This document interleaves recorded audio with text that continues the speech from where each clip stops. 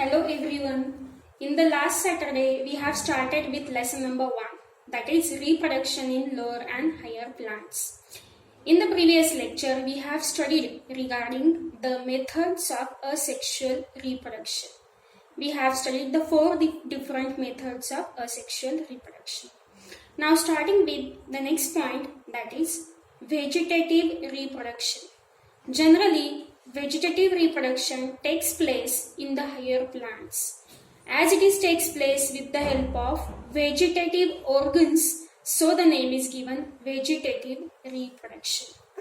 2 main methods are there. The first is called as natural method. It takes place naturally with the help of 3 different organs. The first is called as root.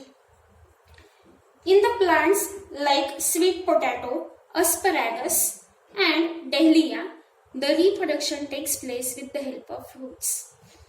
In the plants like rhizome, turmeric, in the potato plant that is with the help of tuber, and in the onion with the help of bud, the reproduction takes place with the help of stem. In the plants like bryophyllum, kalanchoe, begonia, in this plant, reproduction takes place with the help of leaves. The second method is called as artificial method. Artificial method, these are applied in the field of agriculture and horticulture in order to multiply fresh stock of plants. Artificial methods, they are of 3 different types. The first is called as cutting method, grafting and tissue culture method. In the cutting method, the stem, root and the leaves, they are used. The plants which can be propagated by the cutting method are bougainvillea, sansevieria, then the blackberry plants. In the cutting method, simply the parts of the root, stem and leaves, they are cut into the pieces and used to propagate a plant. Second method is called as grafting. Grafting is different method in which the 2 different plants, they are united to form a single plant. Grafting involves the matching or joining of the 2 different plants. The one is called as scion and the another rooted plant is called as stalk. So scion and the stalk, they are jointed together to form a new plant. To form a graft, it's called as grafting. The one sub-method of the grafting is called as bud grafting, in which the bud of the plant is grafted over the stalk. Third method is called as tissue culture method. As the name indicates, it is a culturing of a tissue of plant. Any tissue is taken from the plant and that is propagated to form a new plant. One of the sub-method of tissue culture is called as micropropagation. Micropropagation, in which the small part of the plant, which is called as explant, it is cultured in the test tube. Tissue culture is carried out under highly controlled sterile conditions in the laboratory. This is all regarding the vegetative reproduction. The significance of vegetative reproduction is whatever the plants they are propagated, all they are clones of each other. We can apply this method of reproduction throughout the year. The plants which cannot be propagated with the help of seeds, they can be propagated with the help of vegetative reproduction. This finishes with the vegetative reproduction. Now starting with the new point, that is sexual reproduction. Now what do you mean by sexual reproduction? Definition: sexual reproduction is fusion of 2 compatible gametes or sex cells. Male and the female gametes, they undergo fusion to form a zygote. It's called as sexual reproduction. Sexual reproduction involves 2 stages. The first is called as juvenile phase, or it's also called as the vegetative phase. Then after the finishing vegetative phase, the plant enters the reproductive phase, that is the formation of flower. Onset of flowering starts the reproductive phase in the plant life cycle. Significance of sexual reproduction. The first significance is that it helps in continuation of a species or continuation of a race. Second significance is it helps in variation. Whatever the variations they are present in the progenies, they are the results of sexual reproduction. And third significance is evolution of a species. Now starting with the flower. Flower is the reproductive plant.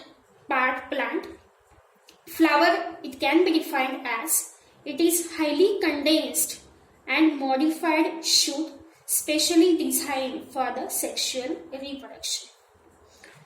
In the last year, that is in the 11th standard, we have studied the structure of flower in detail. What the flower consists of?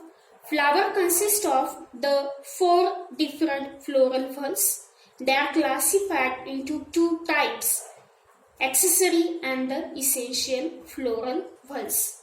Now I'll explain the structure of flower in short with the help of one diagram.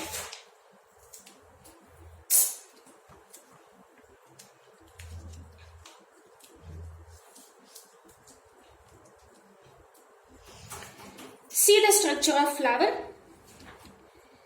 The stalk of the flower is called as pedicel. With the help of pedicel, the flower attached to the main plant. Flower consists of 2 different floral whorls types. The first is called as accessory floral whorls. Accessory, the name itself means that they do not involve in the act of reproduction. Those 2 accessory floral whorls is called as sepals and petals. The outermost floral whorl is called as sepal. The green colored part of the flower are called as sepals. The function of sepal is, the first function is photosynthesis. Being they are green in color, they help in the photosynthesis.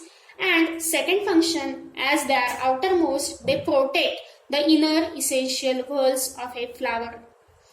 The second accessory whorl is called as petal. The organs which are colored ones, they are called as petals.